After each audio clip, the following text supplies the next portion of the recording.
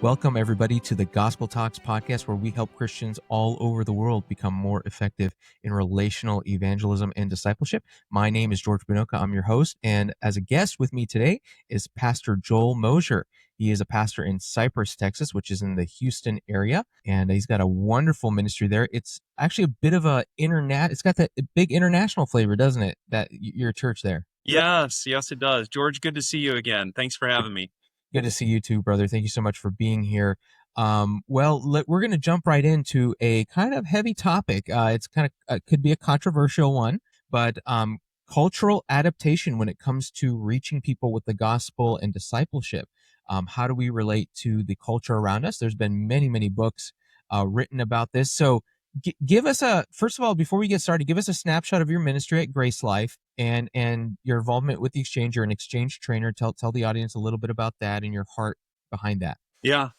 I have been the pastor at Grace Life Baptist Church now for it'll be 13 years this coming Sunday. Will be my 13th year here. And God has been so kind to Grace Life. Over these past 13 years, we started off in a public school, middle school with 22 people our first Sunday, of which Wow. 6 of them were my family. Wow. And my wife was pregnant at the time. And so now here we are 13 years later. We built the building that we're in now, and God has kindly allowed us to reflect the city of Houston. So Houston is a majority city. That is, there's no one ethnic majority in Houston, and so Grace Life does not reflect our zip code. We actually reflect the city of Houston. Wow. So what Houston is right now is what the United States is slated to become 2050, maybe few years before that. And so because of that, we all on our screens when we sing, there's English on top, Spanish on the bottom, and then we try to sing at least one stanza, most of the songs in Spanish, and so then Spanish gets flipped on top. I'm not bilingual myself. I know enough Spanish to be dangerous. But that's it. That's where we are now. We are getting ready to plant a church in 2026, and so God willing, we will send one of our current elders.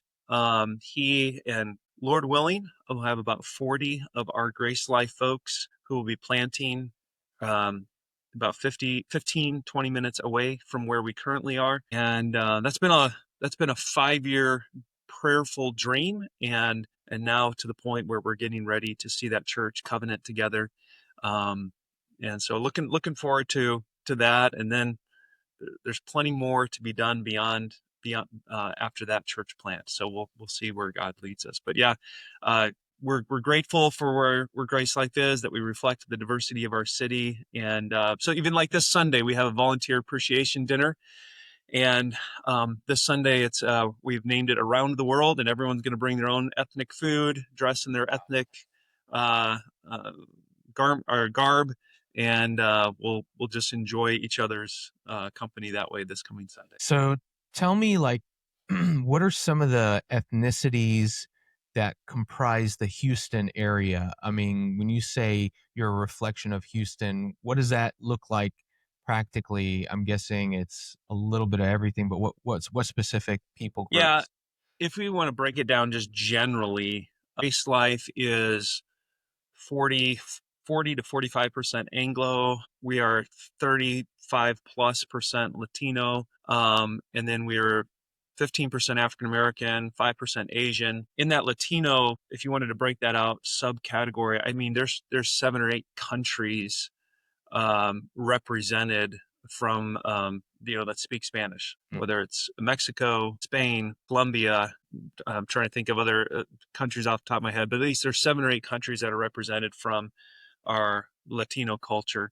And then from our African American brothers and sisters, there are some who are born and raised here, but then there are other brothers and sisters who are African who have since immigrated to the U.S. So that's kind of hopefully that's helpful there. Yeah, you actually wrote an article about the topic we're talking about today. And by the way, for those of you listening, I'll drop it in the description below, so you can look at the show notes and grab that article. But you mentioned that Houston has multiple layers of culture: Western, city, religious, community. How can somebody begin to identify the layers of culture in their own town or neighborhood the way you have in Houston? I mean, how did you even do all that when you got there? Yeah, I think first of all, it's not something I initially just like watched and observed and was able to identify it. But the longer I've been here, I've uh, been able to verbalize what those are. So when we say Western, we're not talking about Western culture as opposed to Eastern culture. We're talking about cowboy boots, hats, right? Right, right. Button up, Western wear, stuff like that. So how do you identify the various layers of culture in a given city? Um, Obviously, attire communicates.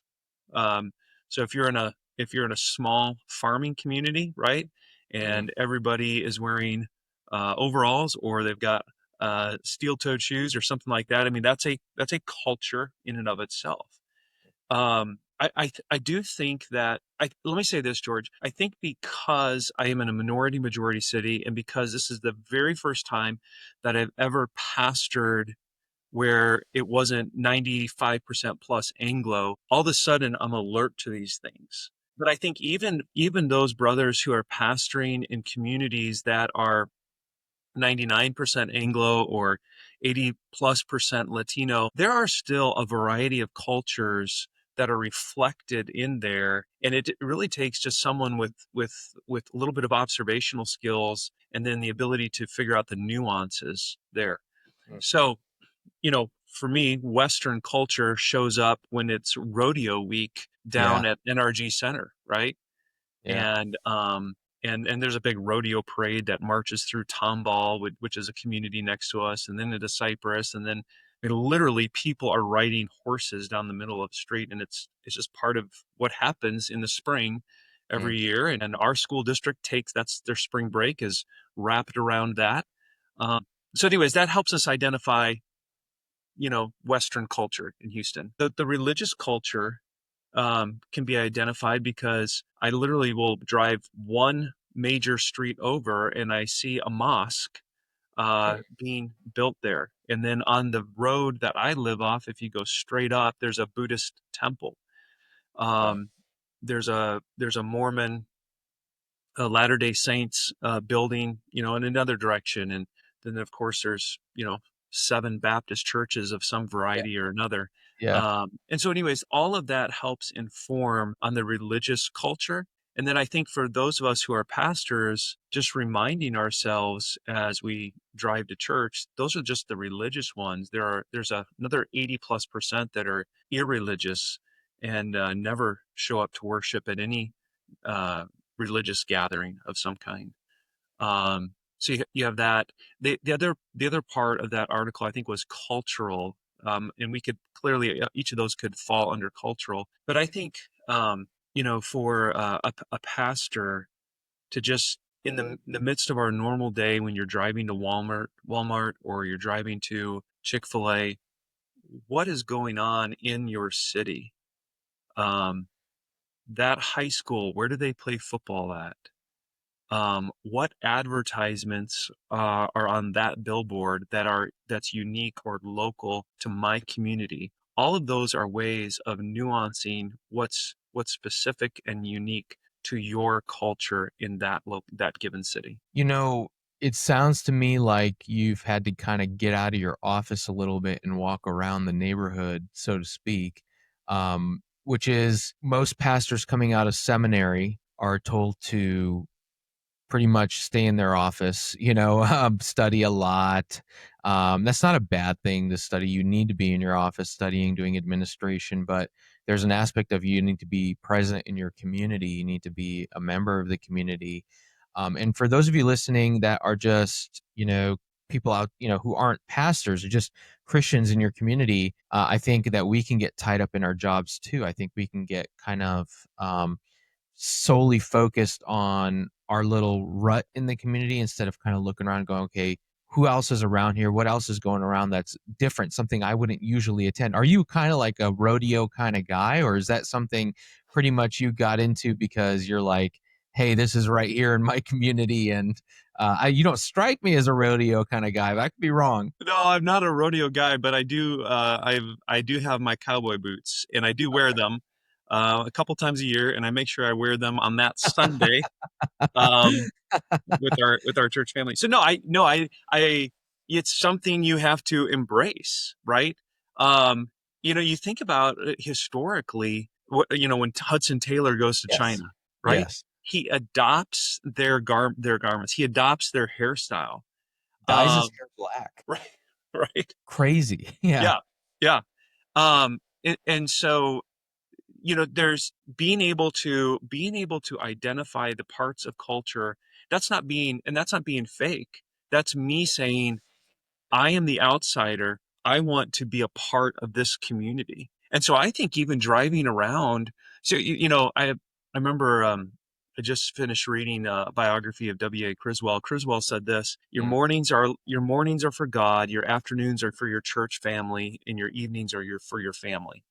mm, And so that whole idea of getting out of our study, getting away from our laptop, mm. and engaging with our church family. And if you listen long enough and you ask enough questions, you'll begin to pick up on the culture that's reflected in your city. Yeah, I think so. I mean, if you're doing a straight demographic study, I think the thing you're looking for is language groups, because there isn't a stronger border between different cultures and tribes than language. I mean, because and heart language means a lot, but that helps you just identify which groups are present. But to actually go into those groups, you have to do uh, what you're talking about there. So I mean, has all this effort to get into the culture and the community, has it been effective? Did it actually help you? Has it ever helped you connect relationally, spiritually with somebody that you could give like an example of? Absolutely.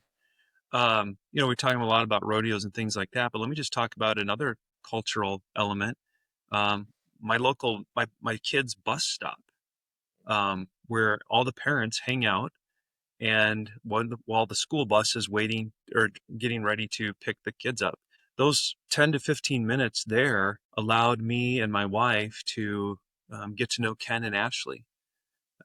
Ken was culturally Buddhist. Ashley had grown up in a Presbyterian home, but she was atheist. And so being culturally aware in that sense of just getting to know our neighbors at that bus stop then allowed us to engage relationally. And I won't go through all the details of that story, but that that relationship began at a bus stop. It continued through the Bible study. We did the exchange because there were so many questions. We then went into the Gospel of John. And they started attending Grace Life even though they were not believers because they were curious. And probably 8 to 10 months later, they both confessed Christ. Wow. When we opened up our building here, that very first Sunday, Ken and Ashley were our very first two baptisms in this building. And so that's an example of entering into a culture that's unfamiliar with you, that's with me, and meeting people where they're at, beginning the relationship. And for us, it always starts with food, um, and then going into the Bible itself and the gospel. I mean, that's another big one is food. It's like a glue between different people. It just kind of glues a relationship. But anyway, we could talk about we don't want to talk about food the whole time, but I love that. I love that example. So let's talk about navigating that religious difference. Like you're talking with a Buddhist and you're talking with an atheist. I mean, now that's a really kind of there are a lot of dynamics and there Mhm. had to have been a lot of dynamics in that Bible study. So you talk about, you've seen people, these different places of worship in your community and building rapport. What is noticing religious context? What kind of doors does that open? I mean, you would think the religious differences would actually shut doors that an atheist, a Buddhist, and a Christian couldn't have a conversation Yeah. with. So how does it actually open doors? Yeah, I think being intellectually curious, Mm, genuinely intellectually curious right. about religions. Let me give you a story that I think will help with this. Probably 7 or 8 years ago, the Muslim mosque, at the time of Majid, they were having an outreach day and they wanted someone from a Protestant perspective to come. And all the other Christian churches had said no, and somehow they found Grace Life, so G in the yellow pages, or I guess Google, I guess. And so they said, "Would you come?" And I said, "Absolutely, we'll come." So it was kind of like a what you and I would maybe do for on a Saturday Easter egg hunt or something like that. They had bounce houses and food and Mediterranean food, things like that. And so I went with probably, I brought 4 or 5 of our church families with us.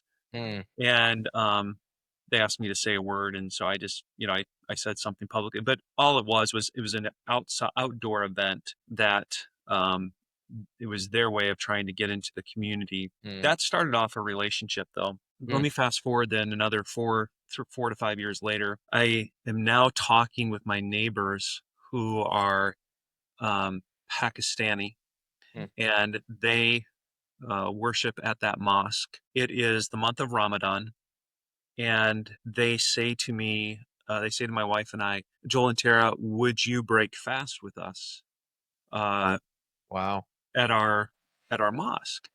And so they had given me Pakistani attire. Actually, they given both of us Pakistani attire, and so we put Wow. on our my long shirt. I don't know what you call it. Tara wore the head covering that she was given. We went in, we sat down. We did not participate in any part of the worship at all. We sat at one of the tables.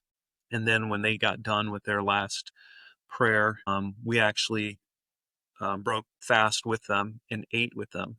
And I Wow. told him, I called him by name. I said, I said, I've been fasting today too. I'm not fasting for the same reasons you're fasting. I said, I've actually been fasting because Jesus tells his followers that when you pray and when you fast. And I said, I've been fasting in the same way for some things that are on my heart. And one of the things was their salvation. Mm, So those are, now, how did I get that invitation? I got that invitation because I was intellectually curious enough to start asking questions about why do you do this, know mhm, me, and why do you do this during Ramadan, and why do you do this?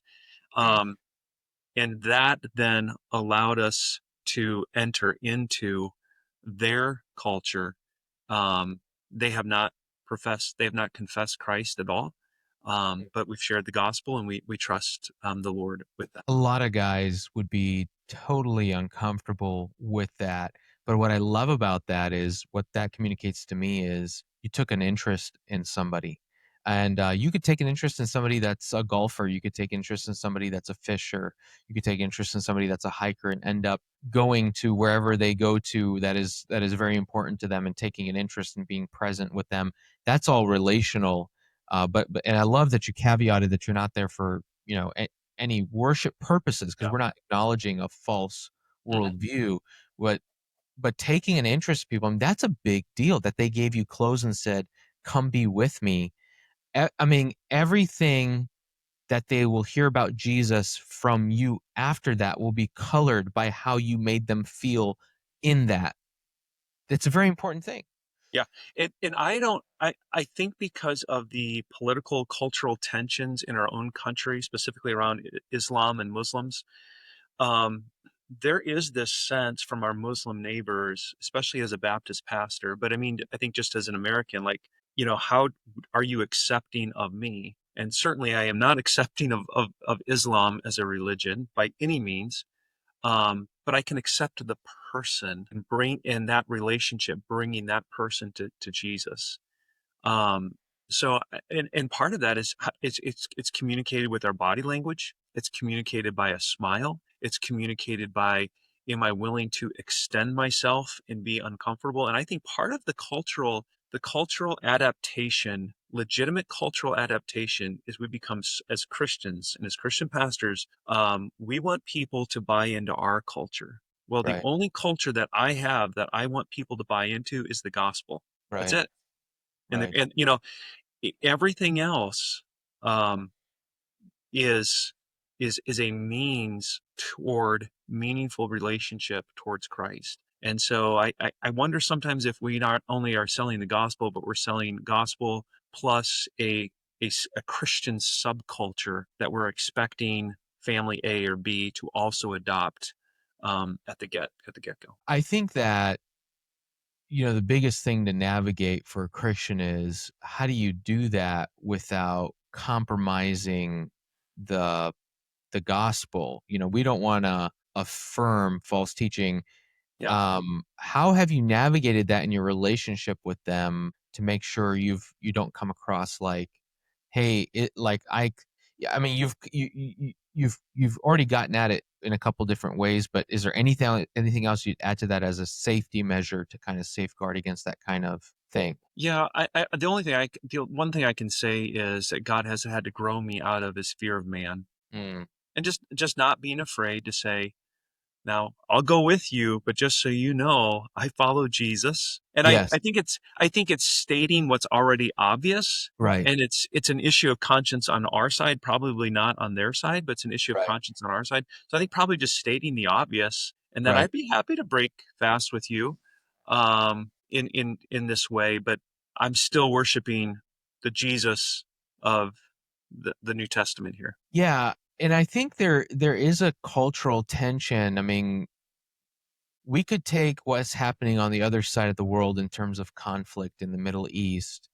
and bring it into our communities. It's not necessary because many of the people that are here to get away from that, and they acknowledge that they don't want to be part of the violence. However, we were just sitting with an Iranian couple on the day that the bombs were dropped on those Mm, bunkers, mhm. and it's interesting. As an American, I'm sitting there thinking, well, that country, I don't know how I feel about the government having nuclear weapons. I don't think that's a great idea. I think all of us would agree, not a safe thing. But then you're sitting there with the people that are saying that's close to where my parents live, and you're going, man, that feels a little different. And so I think we have to be careful about our external biases coming into a relationship. And just like if a guy said, hey, I go golf all the time, you want to come golfing with me? Golf may be where he worships, and for you, Yeah. you're not going to worship at Top Golf. You're just going to be there with him. In the same way, I think we can go to be there with the people, but they need to know. We do need to caveat, hey, I don't believe this, but I'm here for you. And a long time ago, I was told this. I wish I knew about this earlier in ministry, and I wish I knew about it earlier as a Christian. People may never remember what you say, but they will always remember how you made them feel. Amen. And I think I mean, your neighbors, you're going to be closer than ever after something like that. So you describe um, community involvement. In Houston, you guys have had storms. I know you've been involved in cleanups and school outreach and building trust in the community. I mean, do you have like a story or give us examples of the kind of service that leads to gospel fruit in your community? How can people not just be aware of their community, but get involved in the community? Yeah, I would say this. We've had storms here, hurricanes that seem to every cycle they seem to come through. We don't have like a standing neighborhood cleanup team or anything like that. It's just as events arise, it's a weekend here, it's a weekend there. And I think that's probably what has, at least right thus far, that's what kind of at least inoculates us from that the serving itself is the gospel, right? The serving is not the serving in that community, the volunteering in that school is not the gospel. They're just bridges that Mm, lead toward the gospel.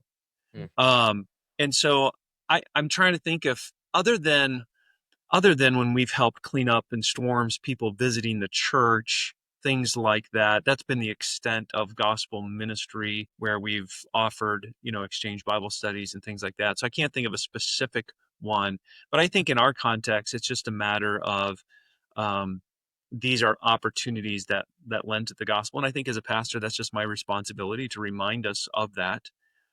George, can I say this about identifying culture within communities? We've talked a lot about Houston being international. I have no idea who's listening to this podcast, and they may be in a farming town in Kansas or in a rural town in Colorado, and that's just a mosque and a Buddhist temple just outside um, the fabric of what that community is like.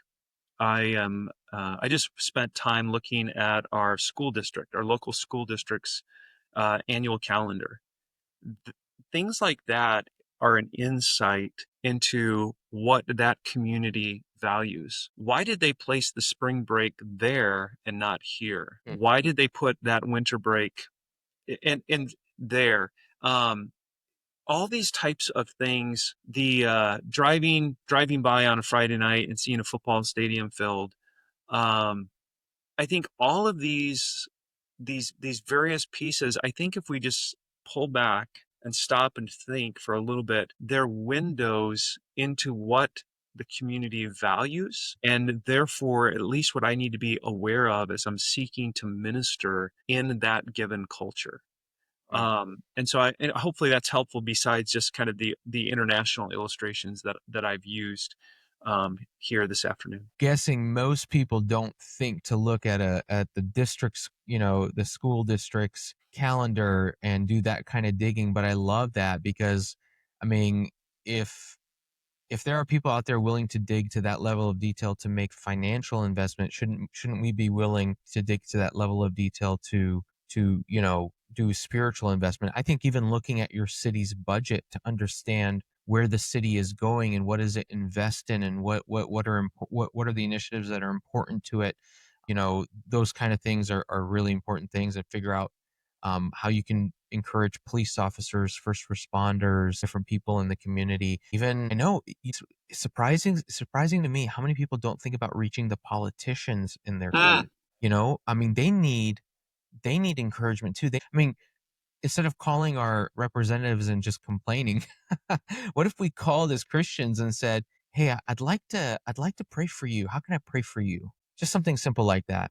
Yeah. How do you prevent? Okay, so let's say like you start a food bank or you do something to get involved in your community, coach football or whatever. How do you prevent it from becoming the social gospel? How do you prevent it from becoming a good works without actual gospel message, where it just becomes a 501c3, where it's like you're doing humanitarian work but you're not doing God's work? What are the safeguards necessary? Well, setting up setting up the initial, what is the purpose of said ministry. Mhm. So if the purpose of said ministry of food pantry is to give food, then I don't think we've thought with depth about this issue enough. Yes, it is because there may be a food shortage with a certain population within my community, Mhm. but everything that this church does and everything that our churches do are just ramps or exits into the gospel itself. So I mean, as a pastor, I have to remind myself we have an Easter egg hunt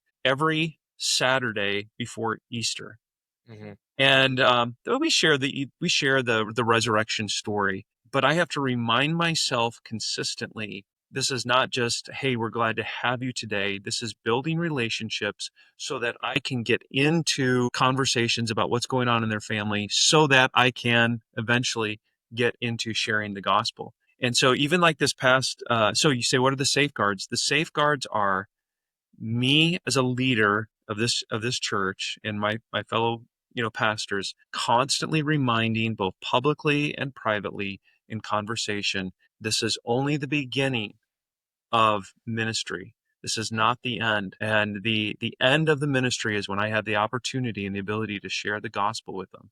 And so I think just simply being conscious and aware of that is half the battle. I think Christians listening, the people listening to this podcast, laborers in the harvest, I think that if somebody goes into the community and says, okay, I'm going to coach Little League or I'm going to coach this for the purpose of reaching into my community, for the purpose of building relationships. Let's say you get a year, 2 years down the road, and you've never had the opportunity to share the. Well, I want to say you never had the opportunity. You never shared the gospel with anybody, but you had opportunity. It would be a time to kind of step back, assess: am I using this opportunity that God gave me the right way? Am I being a steward of it, or has the bridge become the ministry instead of actually being something that leads to something greater, a bigger conversation? I think it's really important for us to do those audits in our activities. Last thing, what would you say to a Christian who feels too busy, too disconnected, or whatever to engage their community meaningfully? Oh, brother. Well, first of all, any pastor feels too busy. And it's like, oh, no, first of all, I would just say this. It's hard work. Anything that is going to have an eternal significance is going to be hard work. Um, I know it's easier said than done. The other thing I would say is you've got to figure out pockets and windows of your time that are specifically given over to building relationships. And here's the thing I'm learning now as my kids are beginning to age out I've got one in middle school and I've got one in high school. My older three are out of the house now. The intentionality that I have to have now is off the charts compared to what it was before. And so it's figuring out how to pare back good things in favor of the better thing. Uh, and then the intentionality that it's going to take and the creativity, I think, as well. You talked about sharing the gospel with politicians.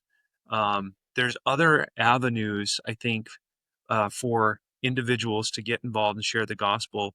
And so I tell our church family this, like, if you go and work out at LA Fitness, that's not just LA Fitness time. That's share the gospel time. You're building relationships. If you're in a running club to prepare for an upcoming half marathon, that's great. But those are just natural opportunities that God has already provided for you to begin to share the gospel. And the same we could say about Little League Baseball or coaching sports teams. Enjoy all the good gifts that God has given to us and allowed us to participate in. But those are the means and the mechanisms by which God wants us to share the gospel in our normal relationships. Great Commission living as we go. We're sharing Christ. Yeah, all we have to do as Christians is just keep our eyes open. I mean, God has given you those opportunities, put you in that circle of people, put you at that gym, put you at that cubicle for a reason bigger than the material thing you're getting, the material benefit, the earthly benefit you're getting out of that thing.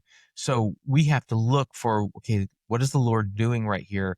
And have eyes up, like the 300 men Gideon took with him, right? It was the guys that, yeah, they were lapping up the water, but they had their hand on their sword and their eyes were up and they were looking over the horizon, constantly watching the ridge line, that kind of thing. It's like we have to be in that mode as Christians, as laborers.